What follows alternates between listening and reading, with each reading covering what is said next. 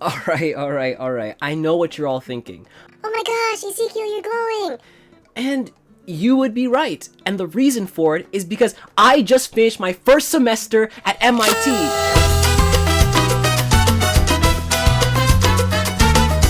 I know. Thank you so much. You guys are too kind. But yeah, that's why I haven't posted a video in such a long time. Cause man, this semester was busy. But I sure learned a lot. I mean, I learned a lot about math and science, but more importantly, I learned a lot about myself. It was a semester filled with fun and friends, but also a semester filled with a lot of, pain and struggle.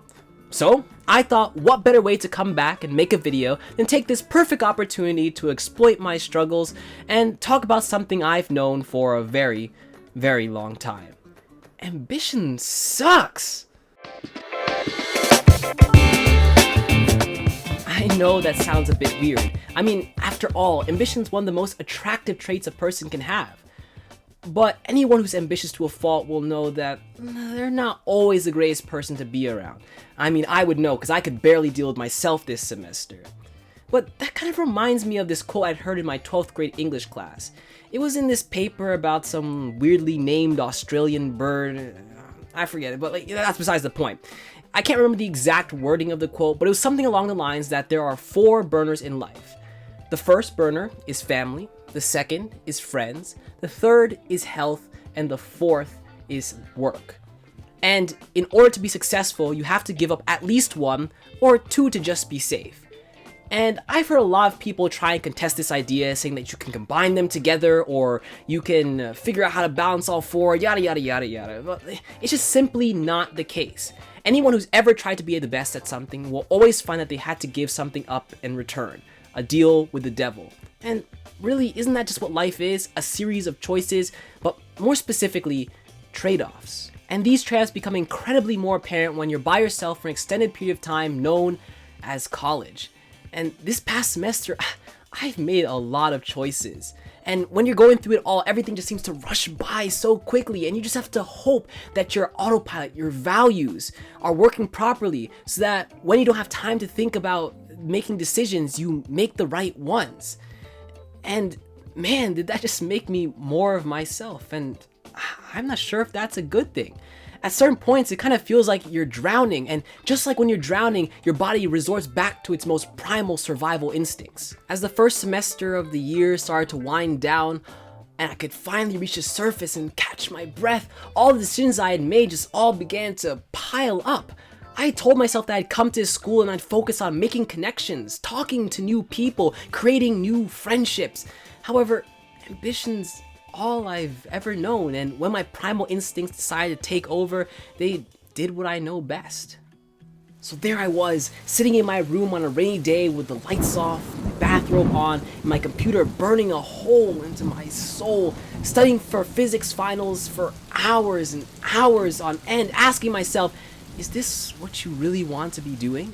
These last couple of weeks I'd given up going to the gym and playing the saxophone, 2 things that are essential to who I am.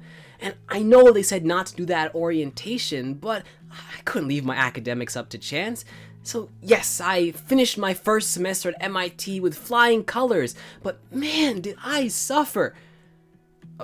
Okay, maybe that was a bit too strong of a word. I got a little too much into that, but it was tough, and it's only gonna get harder from here.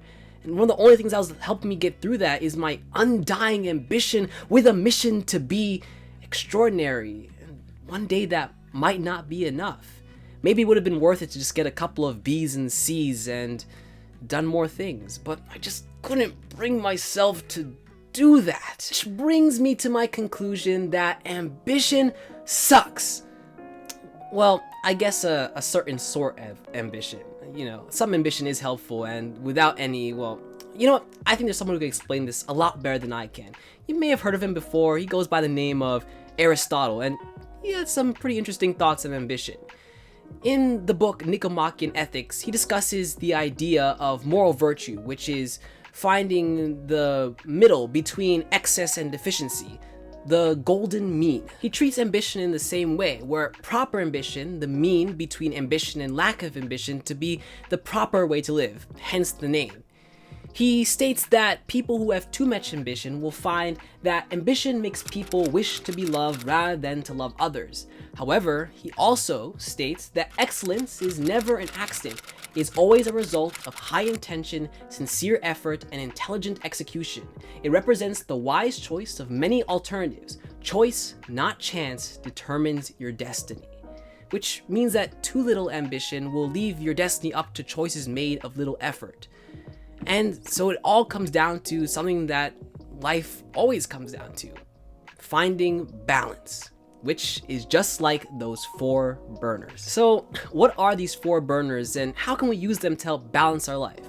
Well, the 4 burners were designed or invented by a man named David Sedaris, and it's gotten the attention of a lot of people, but I thought the thoughts of James Clear, the author of Atomic Habits, were pretty insightful. He gives 3 options on how we can help balance these burners. The first one is outsourcing. Just like in the business world, you can really start to grow your business when you start to outsource some of the more menial tasks. The problem is that it's hard to figure out which things you want to outsource, but once you do, you can start focusing more on the things that you want to in your life. The second option is embracing constraints. Oftentimes, people who are overly ambitious believe that they can do everything, but that's just not possible. Realizing that you only have a limited amount of time to do something allows you to optimize the time that you have to do it.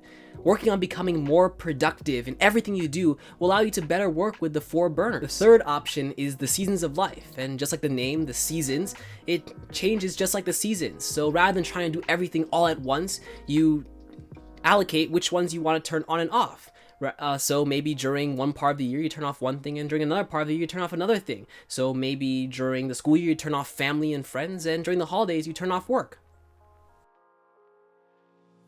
And I think all these solutions are great, and it's important to utilize all of them in different parts of your life.